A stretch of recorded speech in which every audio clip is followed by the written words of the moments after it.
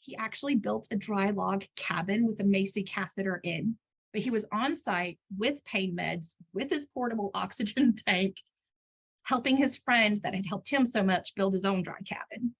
And they got that built before he passed. He was actually finishing it up the week before he passed. It was just amazing. And honestly, if we didn't have the Macy Catheter for him, I know that he would have been one of the folks that went into the hospital and just gave up. I just love this product so much because this one human being who gave so much to the community that he was in, we were able to help him keep doing that until he really, truly couldn't anymore.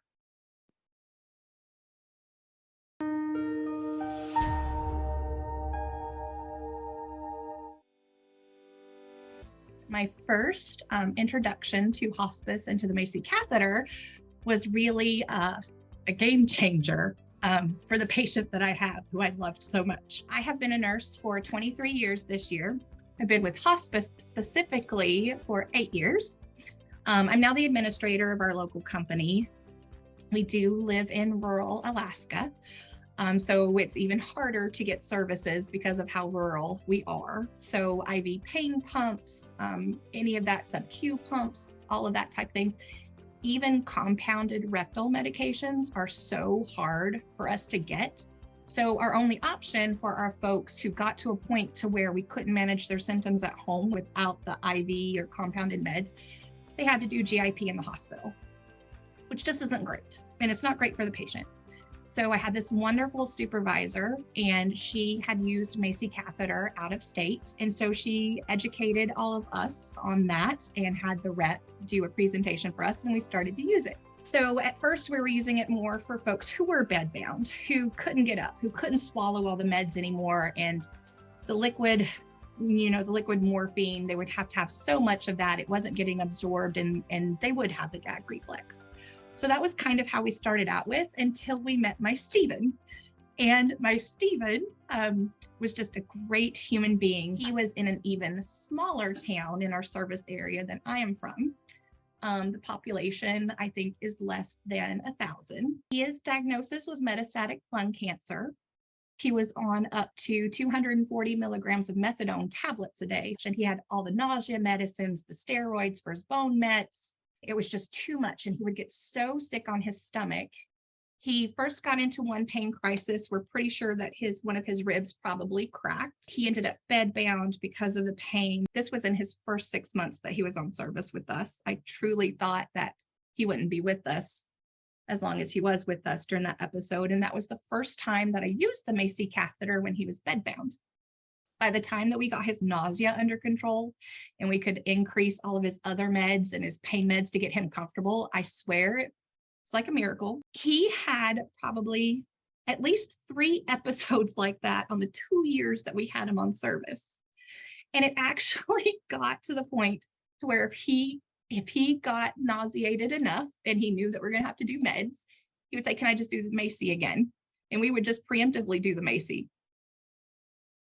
He is my favorite patient, probably, or one of my favorites out of all of them, because he was so community minded and so invested in his community, and he wanted to give back as much as he could before he passed to the community that helped him, because he truly lived in a dry cabin, didn't have heat, didn't have electricity, had a wood stove.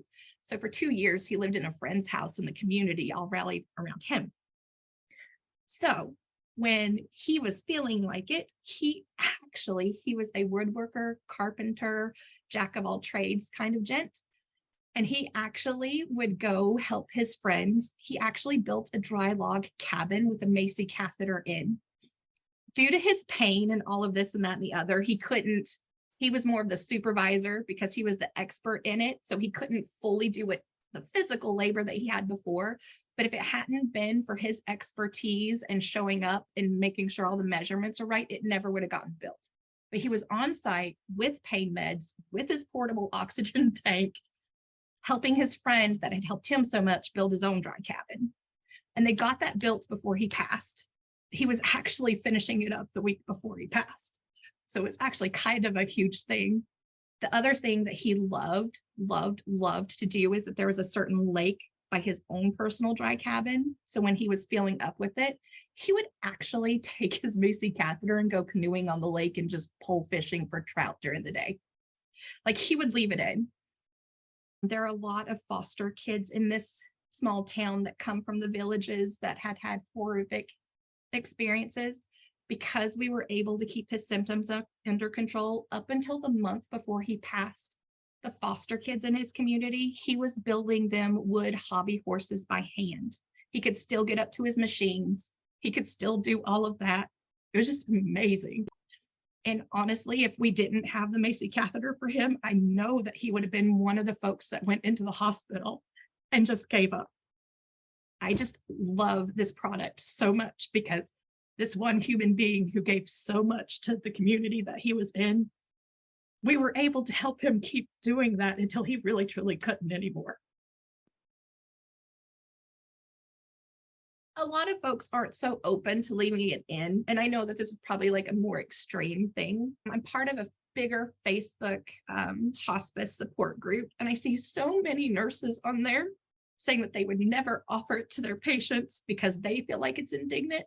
I get so upset seeing nurses on that Facebook saying, I will never offer that to my patient because they don't have a Stephen and they don't know what a difference it can make because they don't even know what they're not offering. So I feel like if my Stephen story can make a difference, maybe it can make a difference to even clinicians who don't understand it.